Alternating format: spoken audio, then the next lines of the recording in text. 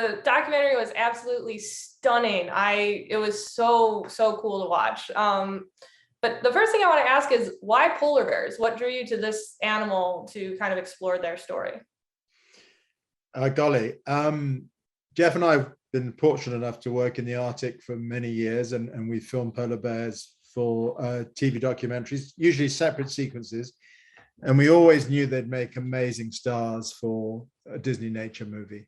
And a number of reasons. I mean, they're just exquisitely beautiful animals. I mean, they're just so impressive animals. They're utterly perfectly adapted to their habitat. You know, they're just at home in the sea ice, and they are the queens of their world. They're absolutely top of the food chain. There's no messing with the polar bear.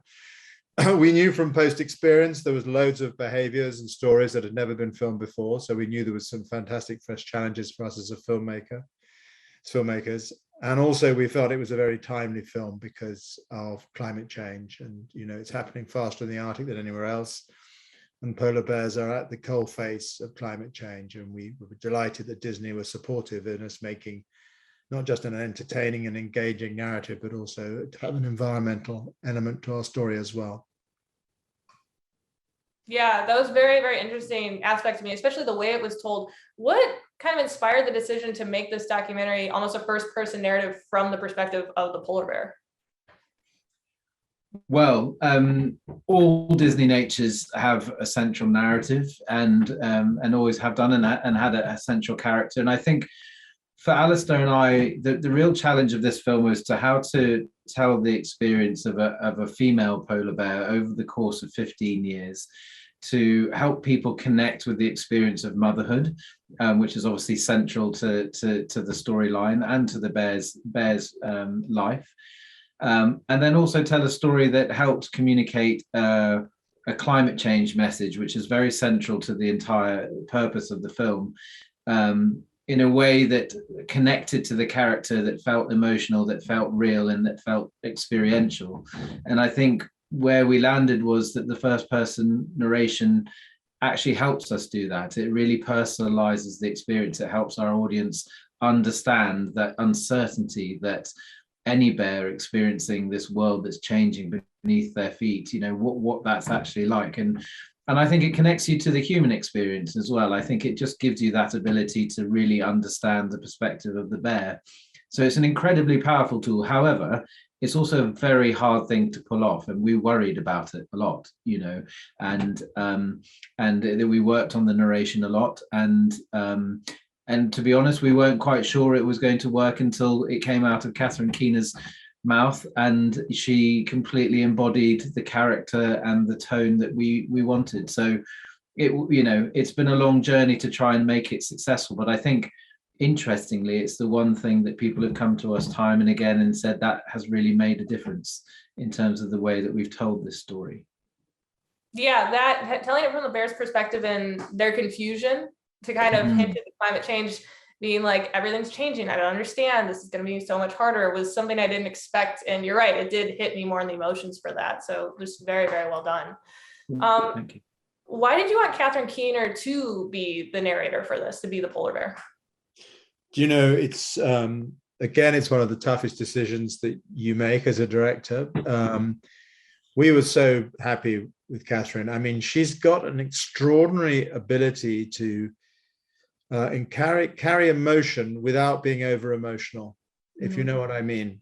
It's just the timbre of her voice. Do you know, it was interesting when we recorded with her, she actually hadn't seen the film before she came into the recordings booth, which was possibly surprising, but anyway, that's what we faced. And she was in tears in the film, and in the recording I was there, and one of the challenges was just getting her to stop crying. Actually, he's going in and hugging her and saying, let's, you know, but she got so involved with it. And the first day we didn't make a lot of progress. The next day she came back, and God, did she knock it out of the park. I think her voice is beautiful, and it really was everything that Jeff and I had dreamed of in our minds, you know, the voice of our star.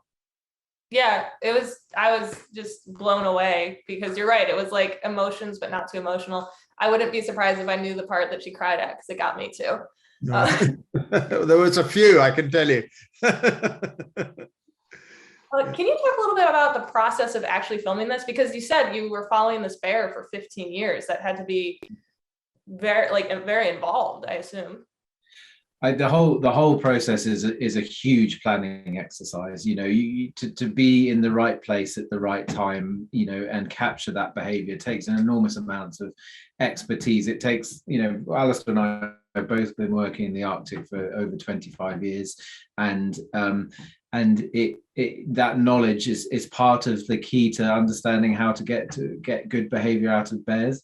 It's also built on enormous amounts of science. Svalbard is a very good environment and a very well documented environment for polar bear behavior. And the Norwegians that we worked alongside had done a huge amount of science over the last 50 years, which we build upon. And then further to that, we rely on very, very experienced Arctic polar guides who are based in Svalbard. And actually, without their expertise and without their help, we would never really ever be able to follow the bears in the way that we did, because that we work on the sea ice, and the sea ice is a very changeable, very movable environment and a very dangerous environment to work in. So you really need to know your stuff about how to work on the ice, what state the ice is in, and that's a large part of making a successful polar bear film. And then on a given day, you have to hope that you turn up and there's a bear there that wants to work with you. And not all bears are like people. Their characters are very different, and there are bears that want to work with film crews, and there are bears that don't want to work with film crews. And the ones that don't, we leave alone, and the ones that do gift us the magic that we put on screen. And you're never really aware of what you're going to get on any given day, and that itself is a huge challenge.